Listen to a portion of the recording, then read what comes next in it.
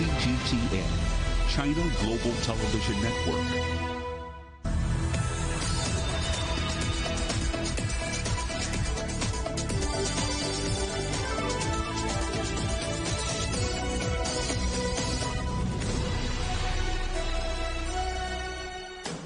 Live from London, this is Global Business. Hello and welcome to the programme. I'm Robin Dwyer. Our top stories. The rich and powerful gather in Switzerland to discuss how to fix the world's problems as the World Economic Forum kicks off in Davos. And I'm here in Davos, where we've been hearing how China's reopening could affect the global economy. Russia and Belarus joint military drills raise concerns in Ukraine as the death toll from a strike on an apartment block in Dnipro rises to 40. Germany's defence minister steps down after months of criticism and a series of blunders. And history made at the Australian Open with a Chinese men's player into the second round for the first time ever.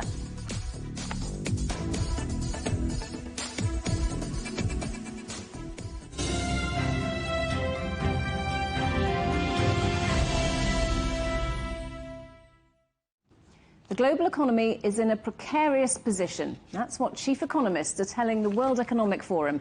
Political and business leaders are gathering for the forum's annual meeting in the Swiss resort of Davos. And the picture is pretty gloomy. Almost two-thirds of respondents to a WEF survey think a global recession is likely in 2023, with expectations for growth in the United States and Europe particularly bleak. On inflation, the chief economists see significant variation across regions. 57% expect high inflation to continue in Europe, while only 5% are predicting a similar scenario in China. More than 80% said that energy costs would be the biggest drain on household budgets this year all over the world. But there is a brighter spot. Two-thirds of the economists predict that the cost of living crisis will ease by the end of the year. Well, our correspondent Juliet Mann is in Davos. So, Juliet, there is a theme to this year's WEF, isn't there? And it's cooperation in a fragmented world. So how are they planning to do it? It's a big ask, isn't it? Well, they're going to start by bringing businesses and governments together to get moving, to try and transform the economy with a collective action, both from a public and a private perspective.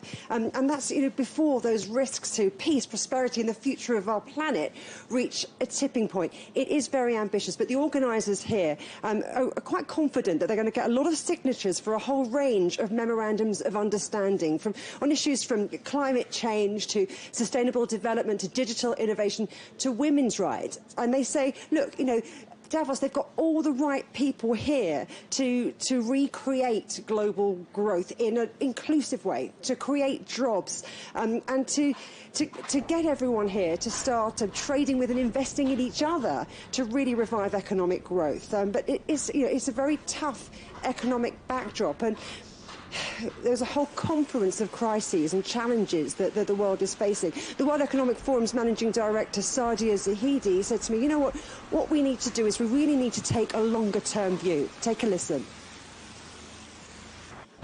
It's very clear right now we're in the midst of a poly-crisis. Energy crisis at the same time as a food crisis, and we're going to have inflation remain fairly high even as interest rates go up, and so we are looking at a very complicated picture today. But 2 years out, there should be a continued sort of cost of living crisis that's very likely, but 10 years out, 5 years out, there is the possibility of turning this around, but that's going to depend on the medium-term investments we make. One of the key investments is, of course, around ensuring that we are putting in place the kinds of innovation that will lead to a green transition. The other element is, let's deploy many of the technologies that already exist towards agriculture and food education, towards health, towards care. That's where a lot of the investment needs to go, and that could, again, lift all boats. We often think of China as really spearheading growth in the developed world. Is that a trend that you see continuing? How important is it? Well, with China reopening now, and China is likely to rebound internally, and then, of course, that has major repercussions for the global economy. Clearly, one of the largest economies in the world, one of the largest populations in the world, will have a massive impact on how the future of global growth goes, and so this can only be a positive. Of course, in the short term, there will be a rockier start. There's some health impacts. There's, of course, what that means for global prices as demand in China goes up. But in the longer term, of course, that's a critical part of the global economy. So the goal here is to revive economic growth, but there are stark variations regions to regions, which is something that comes up in Oxfam's latest report, which really highlights those inequalities of wealth and says, you know what, the rich are getting richer, and if you tax them higher, that might be a way to give back a little bit more to those who really depend on it. The Survival of the Richest report, out on day one of the World Economic Forum, shows that billionaires' fortunes are increasing by $2.7 billion a day. Since 2020, the richest 1% grabbed nearly two-thirds of all new wealth, worth $42 trillion. That's almost twice as much money as the bottom 99% of the world's population. Oxfam says we must tax the super-rich now to fight inequality. After all, Elon Musk, one of the world's richest men, pays a true tax rate of around 3%, while a typical flour vendor in Uganda makes $80 a month and pays a tax rate of 40%. Well, I'm joined now by Gabriela Bucher, who is the director of Oxfam International. We've just been talking through some of the key findings in your report. It really highlights that growing gap, doesn't it, between rich and poor? Why are things getting worse?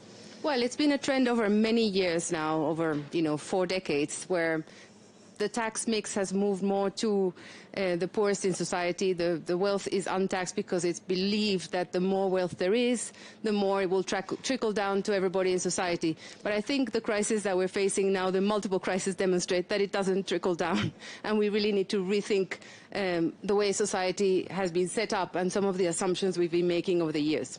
I've been talking to CEOs here, though, at the World Economic Forum, and they're saying that they hear what your demands, but they like to do their own thing, philanthropy, etc., without shouting about it. Why do you think taxing the rich is so important and fair? Philanthropy is good, and I think most of us donate in one way or another. You don't need to be a billionaire or multimillionaire to be a donor and a supporter of society, and many people volunteer. All that is valued and important.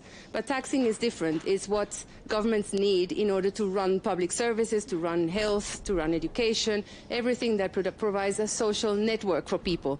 So if we erode that, then the poorest in society, the most vulnerable, will suffer most, and in general, there will be more women and discriminated populations, racialized populations. So we need to redress that. So how much tax should the richest pay? Well, at the moment, only 4 cents in every dollar of tax revenue globally is from wealth.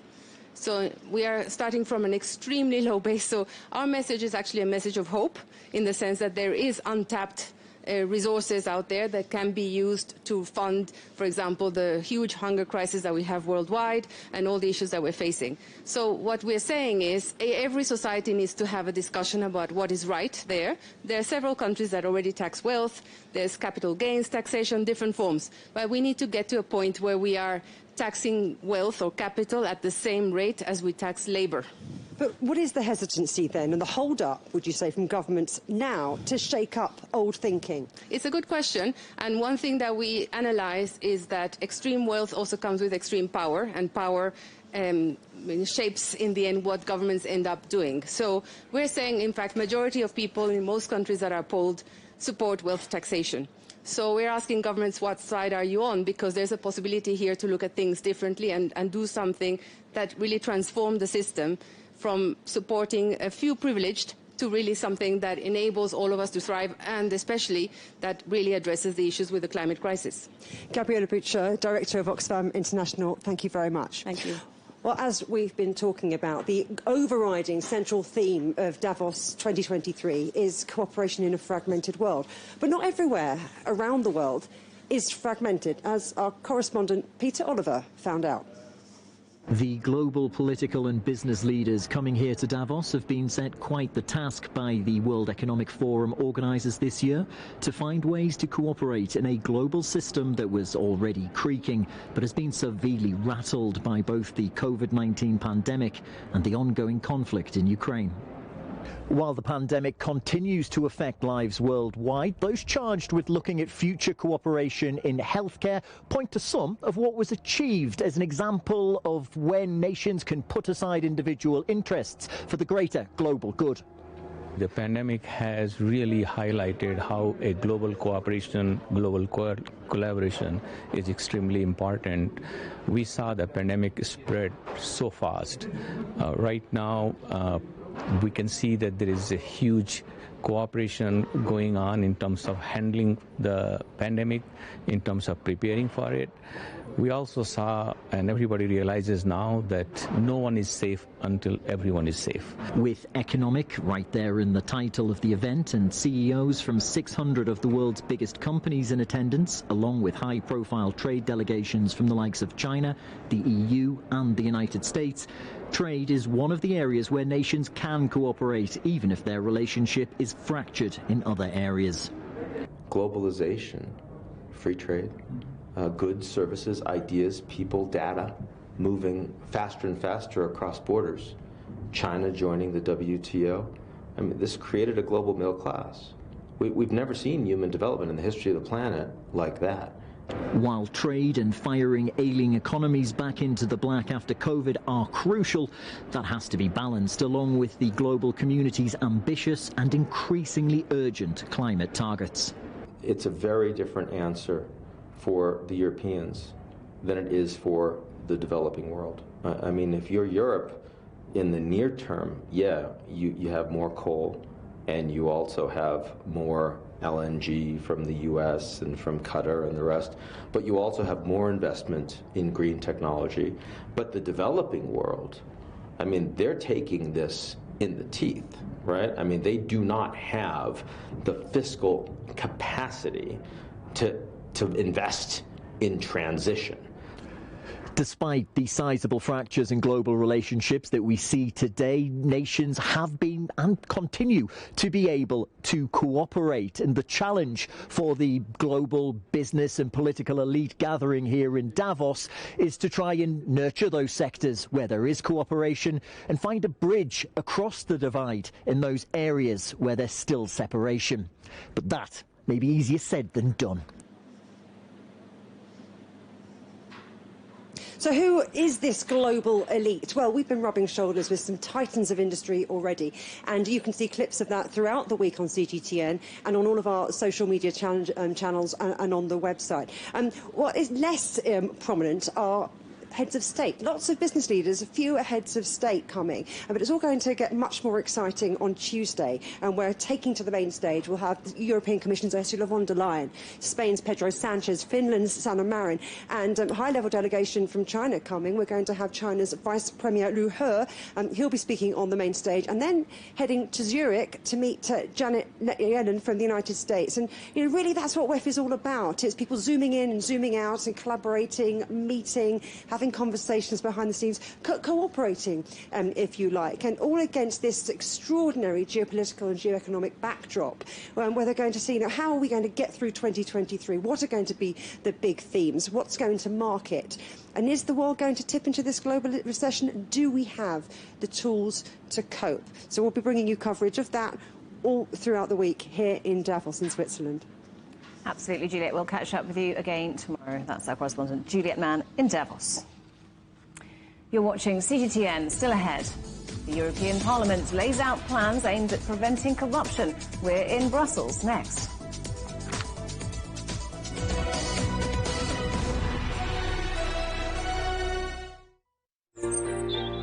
Ever wondered what's the difference between a bear and a bull market? Where are the cash cows? And who are the lame ducks? And what exactly are black swans? Grey rhinos? And unicorn companies? Make sense of it all with global business, only on CGTN.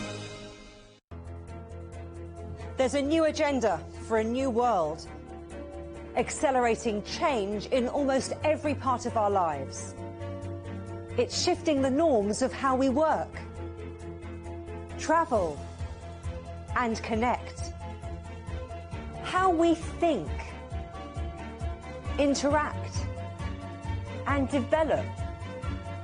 It's a new reality, a new agenda with me, Juliet Mann.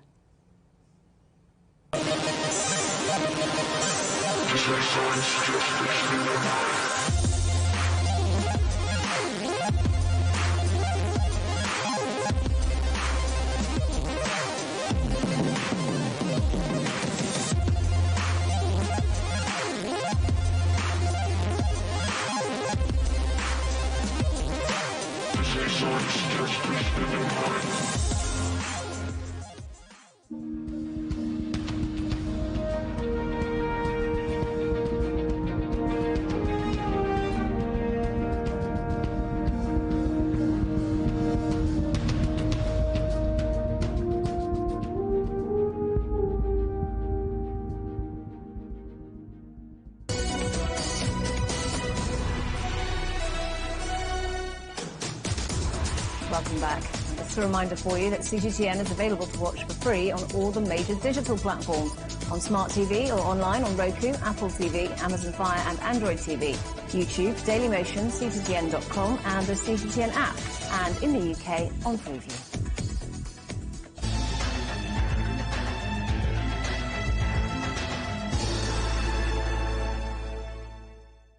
Russia and Belarus have started joint military drills, which Minsk has described as defensive in nature. The exercises are raising fears in Kyiv and the West that Moscow could use its ally to launch a new ground offensive. Well, let's talk now to our correspondent, Stuart Smith, who is in Moscow. So, Stuart, what is Russia saying about these drills?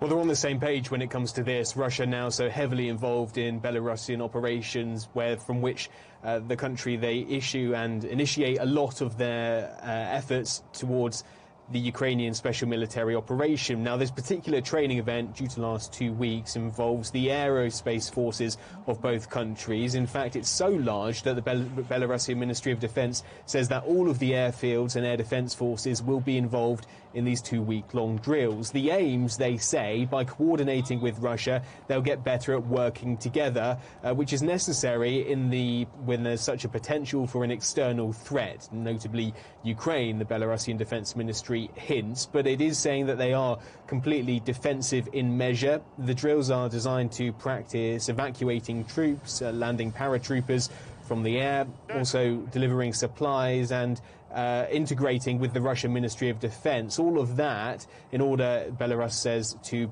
make sure the Union State, as it's known, that combination of Russia and Belarus, is protected from any, quote, terror threat or any aggression. And Stuart, Britain has said that it will send tanks to Ukraine, and the Kremlin has said that those tanks will burn. What can you tell us?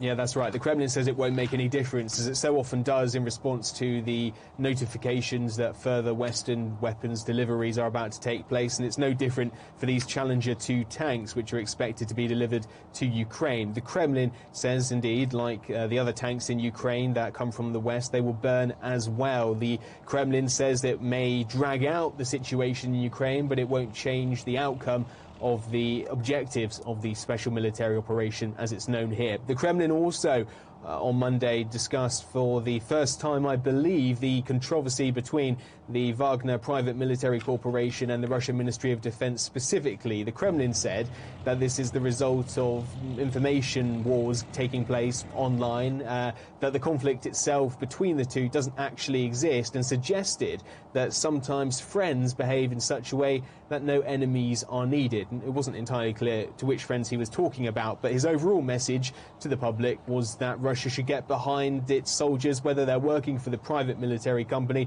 or the Russian Ministry of Defense directly. Stuart, thank you very much. Our correspondent Stuart Smith in Moscow. The death toll from a Russian missile strike in the Ukrainian city of Dnipro has risen to 40, with dozens more people still missing. Ukrainian officials say there's little hope of finding anyone else alive in the rubble of Saturday's attack on a residential building. It's one of the highest civilian death tolls in a single strike since the war began. Moscow denies intentionally targeting civilians and says the incident in Dnipro was caused by Ukrainian air defences. Our correspondent Stephanie Fried is in the capital, Kyiv. 40 dead, 70 injured, 30 missing or unaccounted for. And yes, it's being looked at as one of the deadliest strikes on civilians since the war started here last February. What was fired upon the residential complex was a KH-22 missile. Now, that's a Soviet-era missile. It's long range. It's meant to take out ships. So it's inaccurate.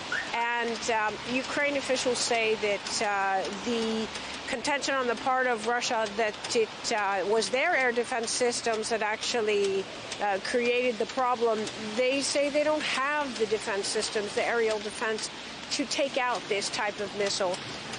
According to the reports here, more than 200 of these KH-22s have been fired on civilian populated areas in Ukraine since the start again of this war. Well, drones are playing an increasing role in the war in Ukraine on both sides of the conflict. Russia has been accused of using Iranian-made drones to hit targets across Ukraine, while Kyiv has managed to attack Russian bases and ships using remote-controlled devices. Stephanie Fried reports. Ты хочешь погулять? Ну иди гуляй. This surveillance drone is scouting a Russian position a few kilometers away. The attached scrambling device changes its IP location to throw off Russian electronic tracking. Its mission? Send target coordinates back to the mortar operators it collaborates with. Ready. Пострел. Дистанция, которая покрывает мина. The kill or lethal zone around the point of impact is about 25 meters. Дистанция від мин. 10 kilometers away, a frontline unit sends an intel-gathering drone airborne to find a Russian position on the opposite bank of the Dnipro River that fired on Kherson half an hour earlier. The conflict in Ukraine, according to the country's digital transformation minister, is the first major internet-age war transformed by satellite and drone technology. Ukraine's arsenal includes intel and reconnaissance gatherers and strike drones reportedly capable of wiping out personnel, heavy weapons, and entire positions. Nowadays, intelligence, surveillance, and reconnaissance, this capability actually mostly covered by drones in the war with Ukraine. Why? Because, I mean, it's effective, it's reliable, it's 24/7. It's not required, I would say, human lives lost on a combat field. Ukraine has purchased and received thousands of drones since last February to counter Russian tactics that include targeting key cities with Iranian-made kamikaze drone. The next step, says Ukraine's digital information minister, is for Ukraine to produce combat models and possibly employ fully autonomous, unmanned drones. Stephanie Fried, CGTN, Kyiv, Ukraine. Germany's defence minister has resigned amid scrutiny over Berlin's response to the war in Ukraine. Christine Lambrecht has been blamed for failing to improve Germany's armed forces. A New Year's Eve message she posted on social media has also received widespread criticism. Well, our correspondent Trent Murray is in Berlin. So, Trent, how significant is her resignation? Well, look, it's hugely consequential, Robin, because right now, as we go to where Germany doesn't have a defence minister, which is not really where Europe's biggest economy needs to be or should be, especially when there's a war raging just a couple of 100 miles away. But nevertheless, that is the nature of this very political situation which has occurred, because Christine Lambrecht has had a string of controversies during her short tenure as defence minister, and they effectively just added up to the point that the pressure became insurmountable and she's tendered her resignation. A lot of it began when she first started the role in December of 2021, then incoming Chancellor Olaf Scholz giving her that important post, and she already got the veterans and defence community offside then because she wasn't able to recite or name the ranks of the German military. that wasn't bad enough. 5 months later, journalists asked her again about that, and she still hadn't learned them. So that was just one aspect, or one of the first controversies, I should say, and it really snowballed from there. We had an issue around 5,000 helmets being sent to Ukraine just before Russia crossed into the border.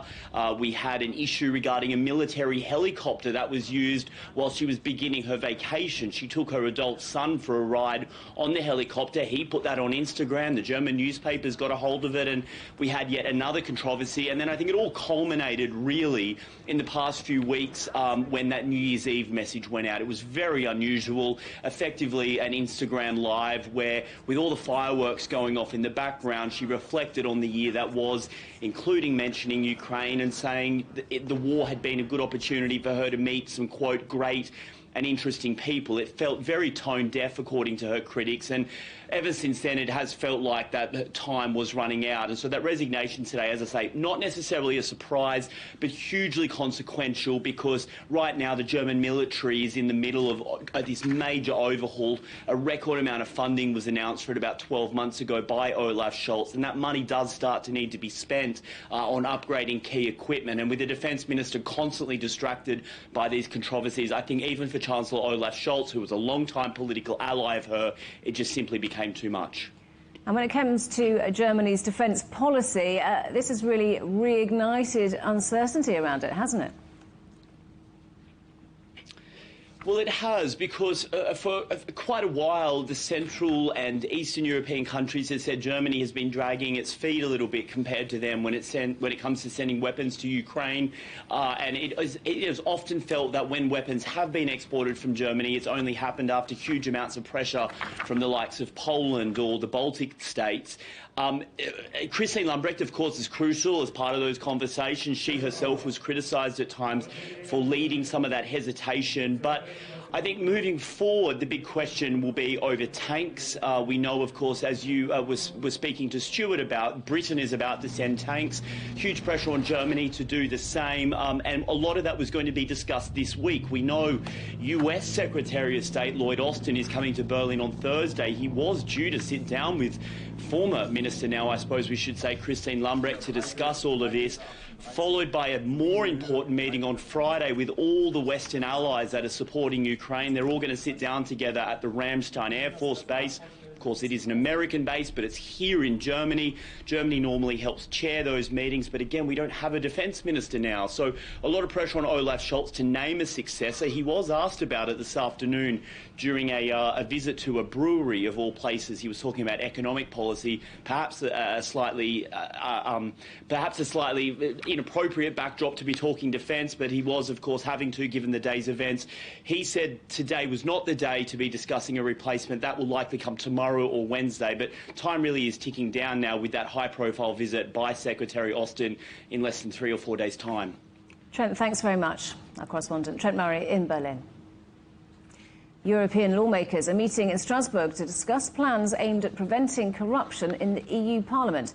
Parliament President Roberta Metsola is outlining proposed reforms to lobbying and access channels after an MEP and a political aide were arrested as part of an investigation into alleged bribery.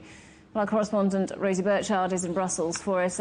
So, Rosie, what is European Parliament President Roberta Metsola expected to announce?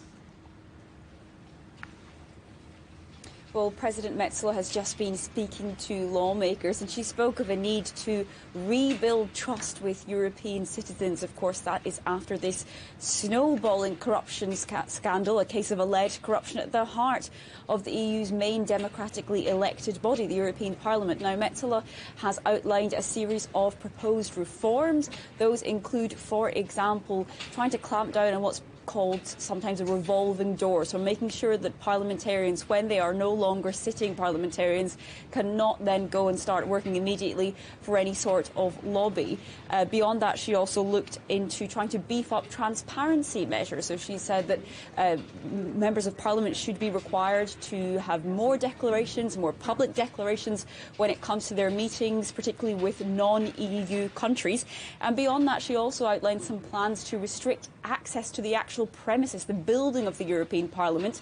Currently, anyone who has been a member of that Parliament, so former MEPs, can access the building freely. Now, that is now seen as something suspect, given the fact that one of the people who is allegedly suspected to be involved in this scandal was indeed a former member of Parliament. And just to give you a bit of context here on why Metsola is unveiling these measures, well, it is because there is a suspected case, as I said, of corruption, a suspected cash for influence scheme, which Belgian authorities think has been going on in the European Parliament and elsewhere, involving Belgian authorities say a Gulf state. That state is widely reported to be Qatar. Morocco has also been reported to be involved in this scandal, although both of those countries have firmly pushed back on those allegations, vehemently denying any involvement or wrongdoing. And Rosie, former Vice President Eva Kaili, one of those arrested in connection with this alleged corruption case. What's the latest on that investigation? Well, let me just bring you some breaking news, first of all, and that is that an Italian court has now apparently agreed to extradite a suspect to Belgium, to basically hand over a suspect in this corruption scandal to Belgian authorities. The name of that suspect is Silvia Panzeri, and she is the daughter of a man called Antonio Panzeri, who is currently in police custody in Belgium. That is according to Reuters news agency, which has reported that extradition going forward. Now, it looks like Silvia Panzeri, who's in Italy, can still appeal that. Beyond that, let me give you an update on some of the other key players. And I should say these are people who deny involvement, who deny wrongdoing, and who are presumed innocent until proven guilty under Belgian law. Eva Kaili, who was the former Vice President of the European Parliament, stripped of her duties amid these corruption allegations. She and several others, 3 others, are currently in jail in Belgium. They have been remanded in custody as they await the next legal steps. They have been arrested on charges including money laundering, corruption and participation in criminal organisation. Now, Kaili and some of the others, including Antonio Panzeri, who's a former MEP, are basically awaiting in the next couple of days court dates at which they will try to request an easing of their detention conditions. So either a release, perhaps with a tag, for example. We should see some news on that in the case of Antonio Panzeri on Tuesday. Eva Kaili's court date is expected on Friday, and we should have another one later in the month. So these are the suspects trying to have their detention conditions eased, but the investigations are still ongoing. Investigations which so far have uncovered 1.5 million euros, that's around 1.6 million US dollars in cash at various locations across Brussels. That, of course, is pretty suspicious findings. However, as I said, those lawmakers and suspects are still maintaining their innocence. We'll see what comes up next when the next court dates. They are usually, and have been so far, very much behind closed doors, but we're seeing bit by bit some kind of information from the courts in terms of arrest warrants trickling out through Belgian media. And one thing is definitely clear, and that is that this is certainly raising questions about the credibility of the European Parliament, especially in the eyes of EU voters. Rosie, thanks very much for that. Our correspondent Rosie Burchard in Brussels. A national day of mourning is underway in Nepal after 72 people were killed in a plane crash on Sunday. Both black box flight recorders have now been recovered as investigators tried to find out the cause of the crash. The plane crashed into a gorge as it came down near the tourist town of Pokhara. 2 people remain unaccounted for, and a search of the wreckage will continue on Tuesday. Former female Afghan Member of Parliament has been killed by gunmen at her home in Kabul. Mursal Nabizadeh and her guard were shot dead while her brother was injured. She had been an MP until the Taliban takeover in 2021 and was one of the few female parliamentarians to stay in Kabul. Still ahead here on CGTN. Caught after 30 years on the run. Italian police arrest the country's most wanted mafia boss.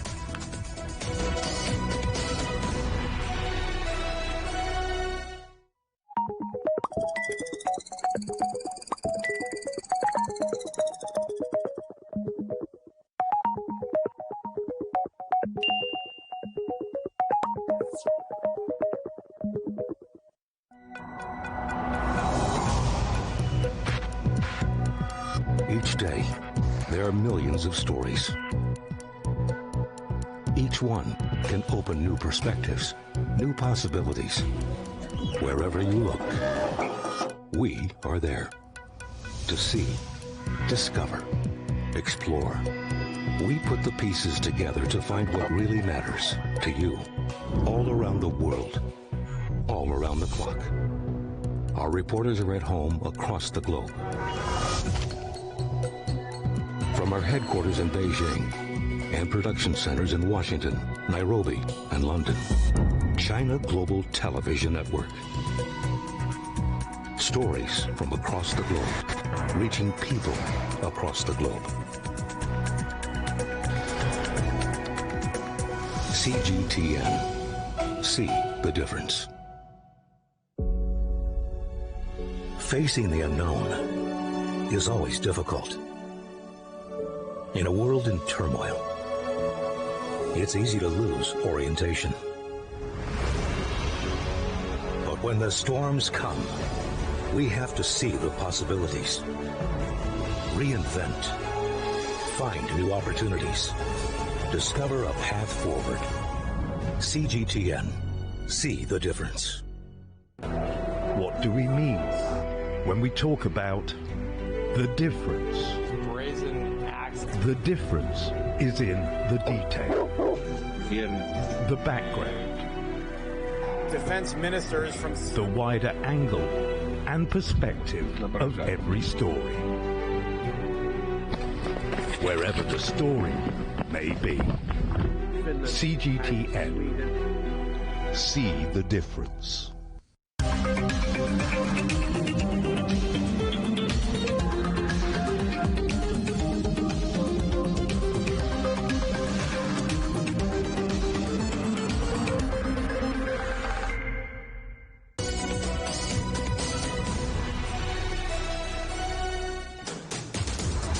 Welcome back to Global Business Europe. The headlines again.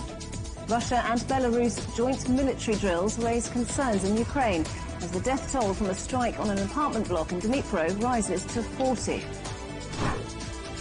Germany's defence minister steps down after months of criticism and a series of blunders.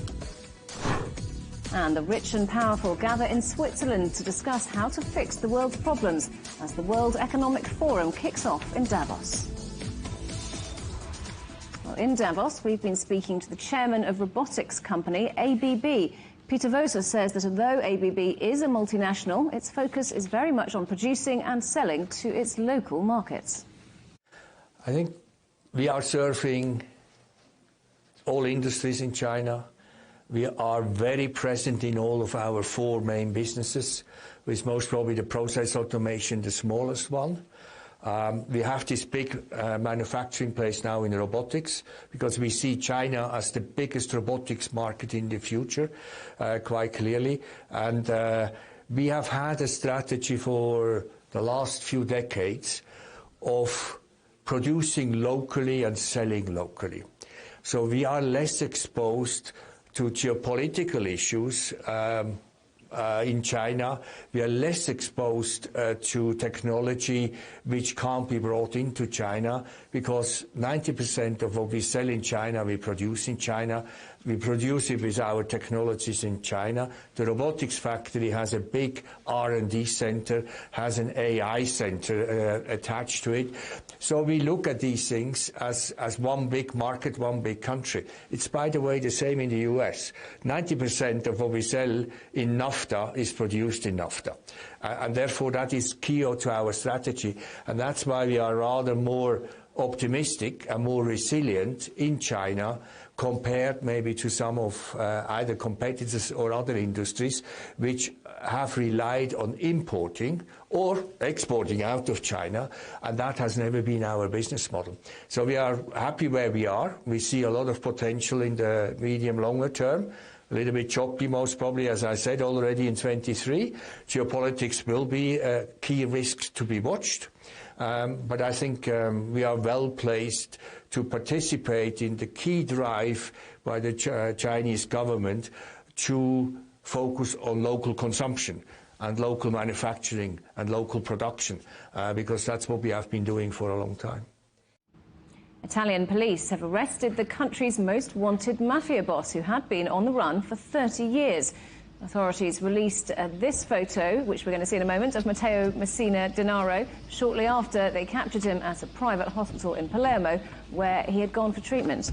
Well, our correspondent Andrew Wilson is following this story. So what more do we know about this mafia boss? Well, Matteo Messina Denaro arrested in Palermo at a clinic where he's being treated, we think, for cancer. We think it's quite possible he's been going in and out of that clinic for the last 12 months under the name of Andrea Bonafede, one of the world's most wanted men. Now, if you roll back to 1992, 2 judges, prosecutors in the Italian jurisdiction system were killed in car bombs, one a couple of months after the other. Giovanni Falcone and Paolo Borsellino, both notorious and well-known judges who had pledged their careers to go after the mafia, to go after what they called a Cosa Nostra and dismantle the networks. Their murders brought the whole thing into a new light. It alerted the public in Italy that this was now the beginning of effectively what has been, for the last 30 years, a war. It's involved all sorts of arrests, all sorts of mafia leaders being brought in. But the one person who eluded arrest was this man, Denaro. He would only have been 30 at the time of these murders, but he's been linked to, following those, he's been linked to bomb attacks in Florence, Milan, Rome, and Laterano, another town in northern Italy. He's been linked to protection racketeering, to construction racketeering, to drugs importation. He's wanted by the FBI. Forbes magazine had him down in 2010 as one of the 10 most wanted people in the world. He comes from a village called Castelvetrano.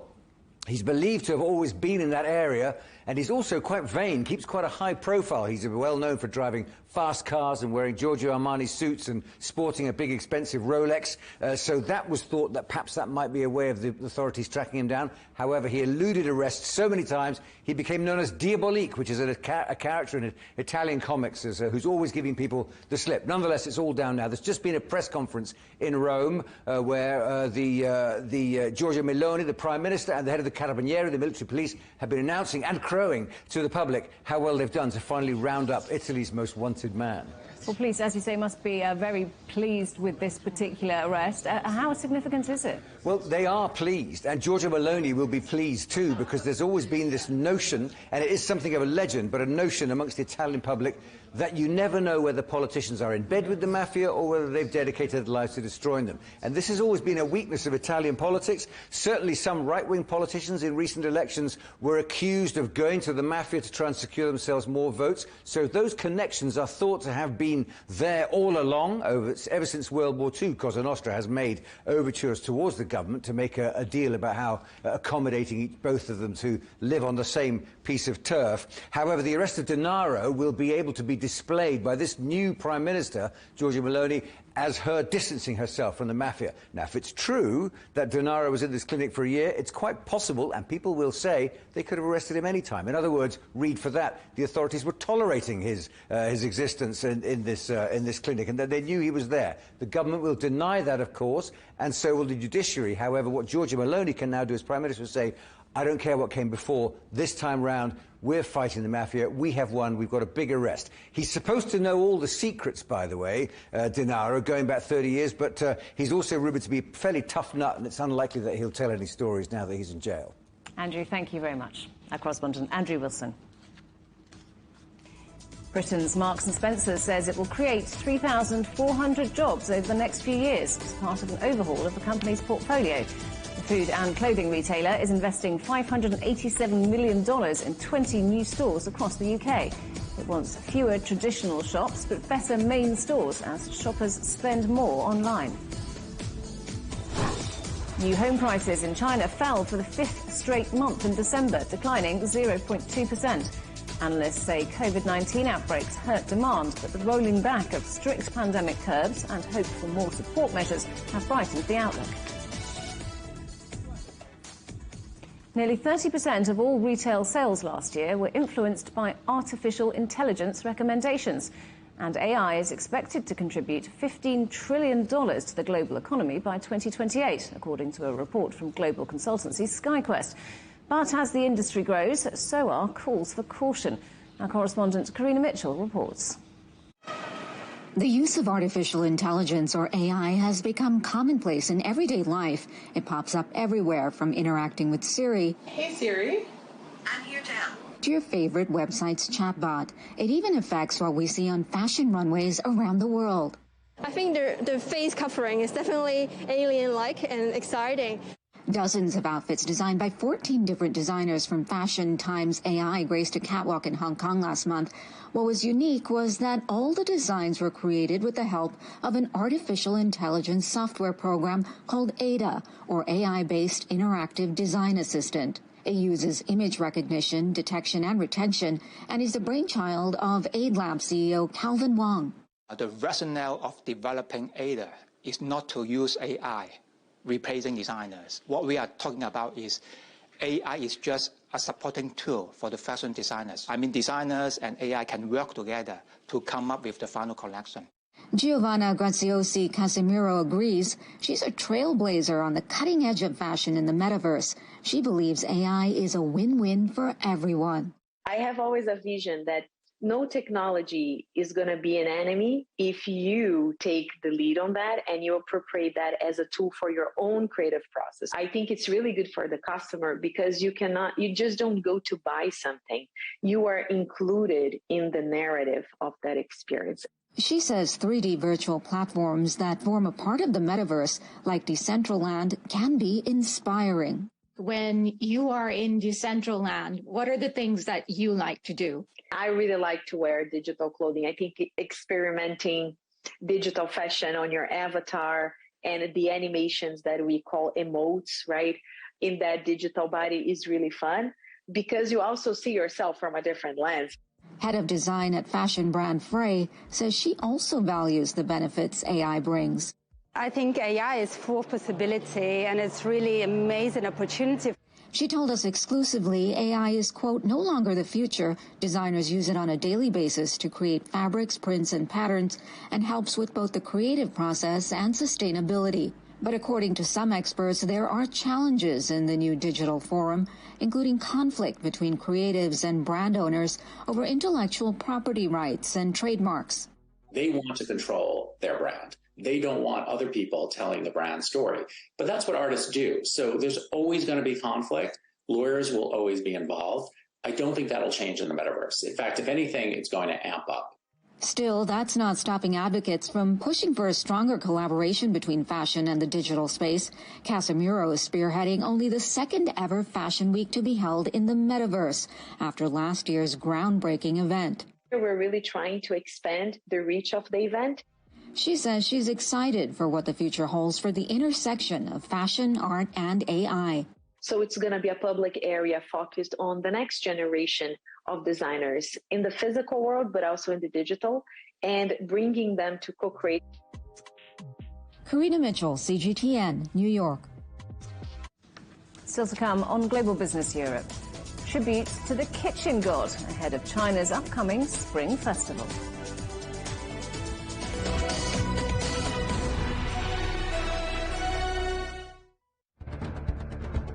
Events have consequences. Words create impact. Unprecedented scenes that we saw. The cleanup operation is now well and truly underway.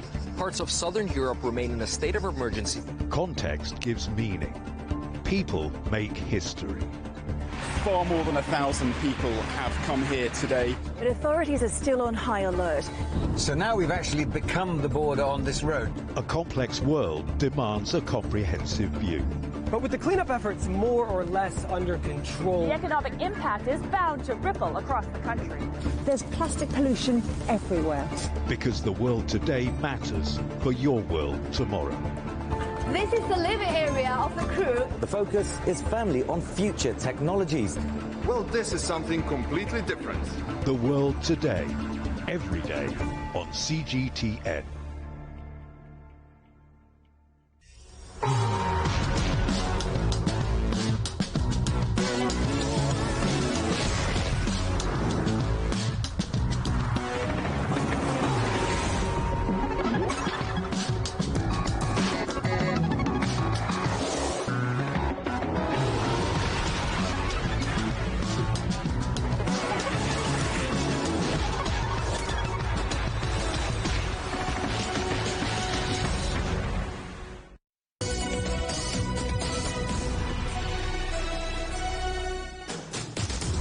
Welcome back. This year's Australian Open Tennis Championship is underway, and attendance records have been broken on day one. 78,400 fans watched the two sessions, which is a new record for a single day. In the men's tournament, two-time runner-up Daniil Medvedev, third seed Stefanos Tsitsipas and Wimbledon semi-finalist Cameron Norrie progressed to the second round without dropping a set. Defending champion and top seed Rafael Nadal is also through, beating Britain's Jack Draper over 4 sets. Nadal is aiming for a record-extending 23rd Grand Slam singles title. And I am ready for the challenge now. I'm ready to keep fighting for it, and victory helps. That's I can't lie you on that. No? When you win matches, you are more relaxed, you are more confident, and you have better chances to resist these moments. Home favourite Nick Kyrgios is out of the tournament with a knee injury just a day before his first round match. He was aiming to become the first Australian men's champion at the Australian Open since 1976. Meanwhile, Novak Djokovic has reassured fans that he is fit to compete after he cancelled his Monday practice session. The world number 5, who had his visa ban overturned after a COVID vaccination row, has been struggling with an injury but appeared for an impromptu hit a few hours later. In the women's tournament, top seed Iga Swiatek is through to the second round, beating Germany's Julia Niemeyer. Former US Open champion Emma Raducanu also eats through in straight sets. The British number 1 will now face American Coco Gauff in one of the most exciting ties in the second round. And there was a moment of history at the tournament as Shang Juncheng became the first man from China to win an Australian Open match in the Open era. The 17-year-old from Beijing is also the youngest men's singles player in Melbourne. He beat world number 74 Oscar Otte in 4 sets to set up a second-round match with American Francis Tiafoe.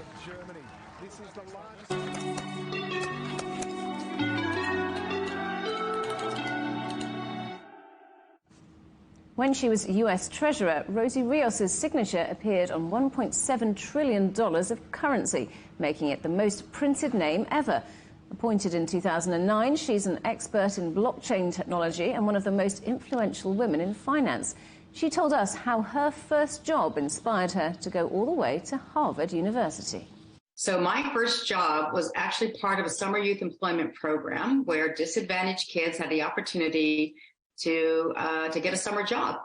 And I worked at the headquarters for the Alameda County Library Services, which is a part of my hometown in the Bay Area.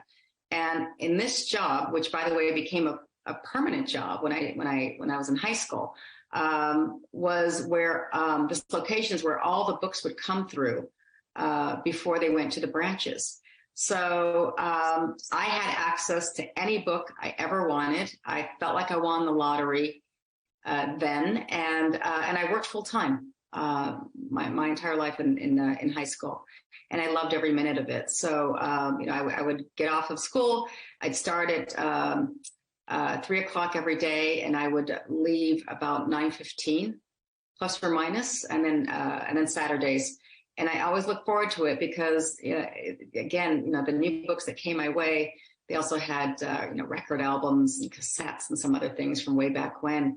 But I honestly believe that it was that job that got me into Harvard. It really allowed me to discipline myself in terms of time management.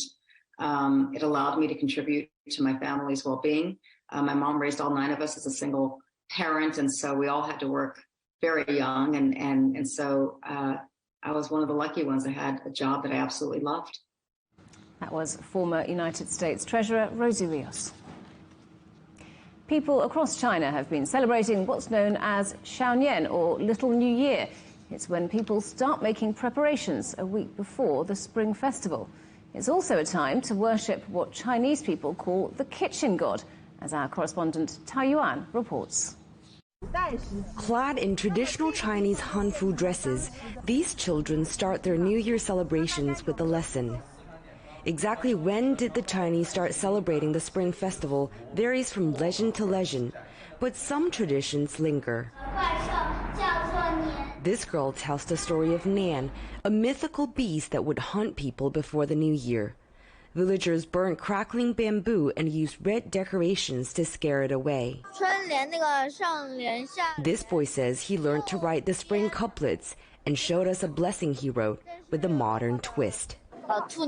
The new year is the year of the rabbit, and the year of dragon comes after that. Many traditions of the Spring Festival are awesome. For example, drinking medicinal wine, driving away evil spirits, and writing couplets. Xiaonian is also called the Kitchen God Festival. Sticky sweets to sweeten his tongue so he doesn't whisper secrets in the heavenly court. For these families and lecturers alike, it's about staying in touch with their roots. This venue carries special meaning. The archaeological site is at the heart of Chengdu City today, as it was 2,000 years ago. We might envy our ancestors for their lifestyle, and they might envy us for ours. But something remains internal, and that makes us feel in touch with our traditions. The first Spring Festival since China relaxed its COVID-19 restrictions is all about the quintessential experience and the universal wish of better times ahead. Taoyuan, CGTN, Chengdu. Our main stories again. The rich and powerful gather in Switzerland to discuss how to fix the world's problems as the World Economic Forum kicks off in Davos. Russia and Belarus joint military drills raise concerns in Ukraine as the death toll from a strike on an apartment block in Dnipro rises to 40. And Germany's defence minister steps down after months of criticism and a series of blunders. That's it for Global Business Europe. Thanks for watching. There's more on all our stories at europe.cgtn.com. And do follow CGTN Europe on Twitter, Facebook and Instagram. We're on Smart TV apps, Roku, Apple TV, Amazon Fire and Android TV, YouTube, Dailymotion, CGTN.com and the CGTN app. And in the UK on Freeview. Coming up next on CGTN, it's Africa Live. We'll see you again tomorrow. Same time, same place. From all of the team here in London, goodbye.